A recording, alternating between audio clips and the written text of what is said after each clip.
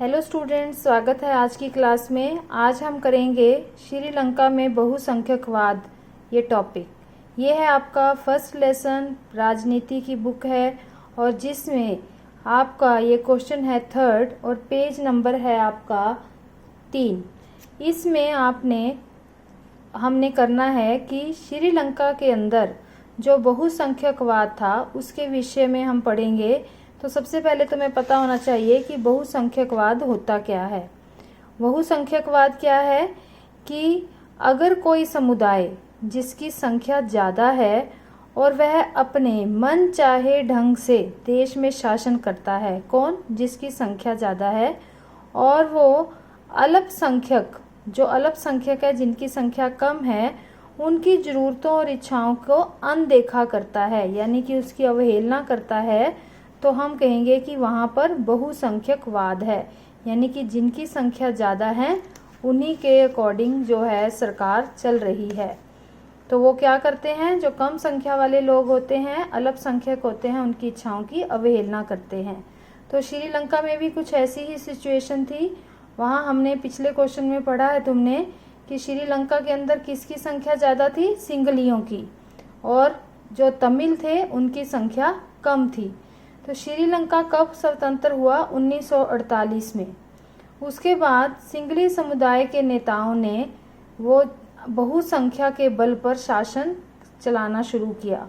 बहुसंख्या मतलब सिंगलियों की संख्या ज़्यादा थी, तो उन्होंने प्रभुत्व जमाने की कोशिश करी, मतलब कि अपना ही सत्ता, अपना ही शासन चलाने की कोशिश करी, जिसकी वजह से क्या हुआ कि वहाँ पर सरकार तो लोकतांत्रिक चुनकर आई, लेकिन जो सिंगली समुदाय की प्रभुता थी वो कायम करने के लिए सिंगलियों ने बहुसंख्यकवाद के अकॉर्डिंग कई कदम उठाए।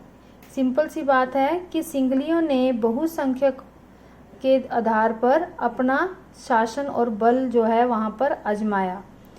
उन्होंने क्या किया कि ताकि सिंगलियों का ही बोलबाला रहे, नंबर 1, 1956 में एक कानून बनाया जिसके तहत तमिल बोलने वाले जो थे उनको दरकिनार करा, यानी कि उनकी तरफ ध्यान न देकर सिंगली भाषा जो थी उसको राजभाषा घोषित कर दिया।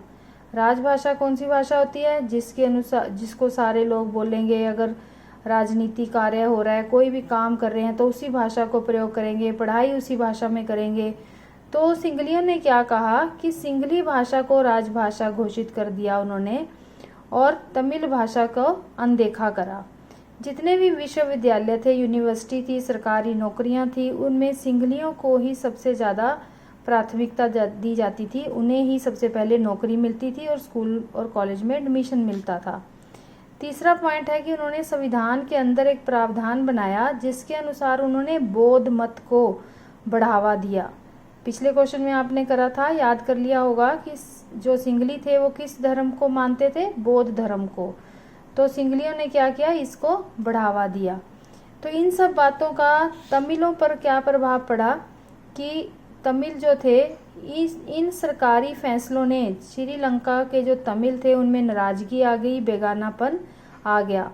उन्हें लगा कि जो बौद्ध धर्म के लोग हैं, सिंगली हैं, और सारी राजनीतिक पार्टियां हैं, वो उनकी भाषा यानी तमिल को और उनकी संस्कृति यानी तमिलों की संस्कृति को असंवेदनशीलता से साथ व्यवहार कर रही है, यानी कि उसकी तरफ उनका कोई भी अच्छा रवैया नहीं है। उनको लगा, किसको? तमिल को, कि संविधान और सरकार की जो नीतियां हैं उनको समान रूप से जो है अधिकार नहीं दे रही हैं और उनको राजनीतिक अधिकारों से वंचित कर रही हैं, अलग कर रही हैं।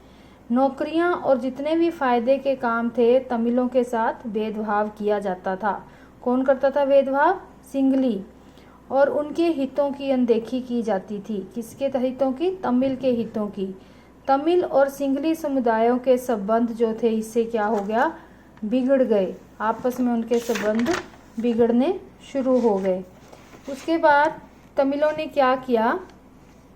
श्रीलंकाई तमिल ने अपनी राजनीतिक पार्टी बनाई। उन्होंने अपनी खुद की पार्टी बनाई और तमिल भाषा को राजभाषा घोषित करने के लिए उन्होंने संघर्ष स्टार्ट किया।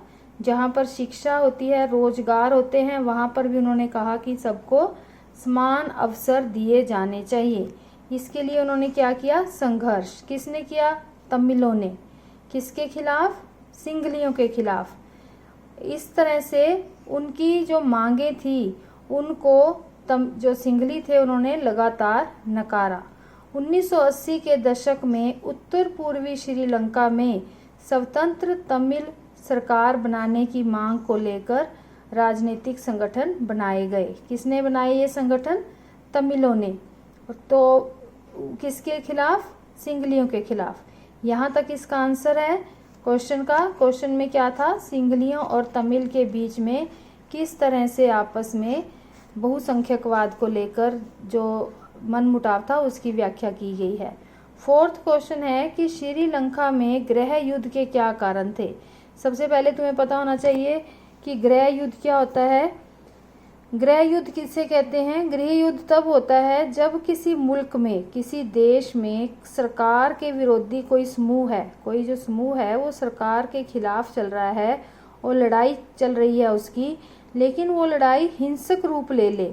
हिंसक का मतलब मार काट स्टार्ट हो जाए, जैसे युद्ध में होती है, तो हम उसको कहते हैं गृह युद्ध। यानी कि घर के अंदर ही, देश के अंदर ही युद्ध स्टार्ट हो गया।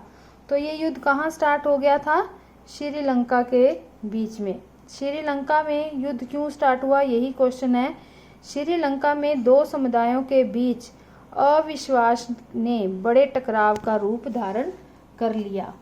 क्या था अविश्वास का कारण? इससे क्या हुआ? गृह युद्ध हो गया, हजारों लोग मारे गए, अनेक परिवार जो थे वो देश छोड़कर चले गए और शरणार्थी बन गए। शरणार्थी क्या होता है? जो दूसरे देश में जाकर सहारा लेता है, शरण लेता है। इससे भी कई गुना ज़्यादा लोगों की रोजी रोटी छिन गई।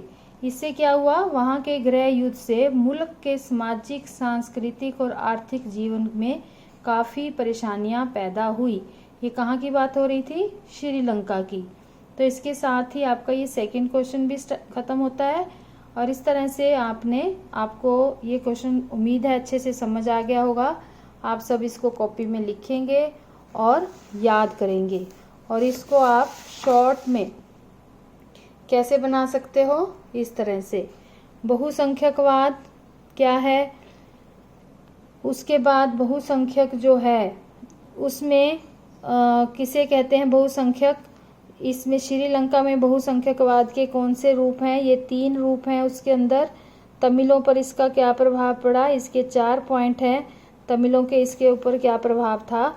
और उसके बाद एंड में है गृह युद्ध किसे कहा जाता है। तो ये क्वेश्चन तुमने याद करना है, अच्छे से कॉपी में लिखना है और फ़ोटो भेजनी है व्हाट्सएप के थ्रू अपने टीचर्स को। Thank you. Have a nice day. God bless you all.